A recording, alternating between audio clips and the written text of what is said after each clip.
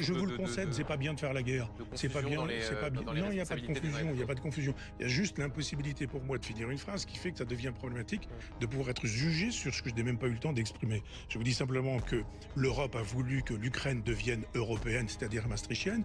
Poutine a dit je ne le souhaite pas. Donc il y a un moment donné où il y a eu des accords, ces accords n'ont pas été respectés.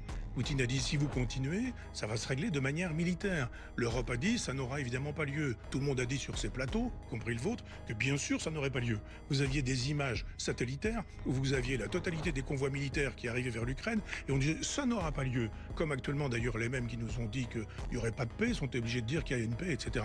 Donc je dis simplement que si on fait de la géopolitique, si on fait de la géostratégie et pas de la morale moralisatrice et pas de l'idéologie maastrichtienne pour nous expliquer qu'il y a des bons, il y a des méchants.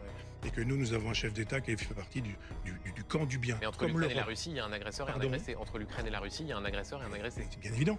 Ah oui. Ne me faites pas dire ce que je n'ai pas dit. J'ai dit très précisément que je n'étais pas pour des solutions bellicistes et belliqueuses. Que je fais mon travail de philosophe en vous disant pourquoi est-ce que ça a eu lieu. Ça a eu lieu dans quelles circonstances et dans quelles occasions.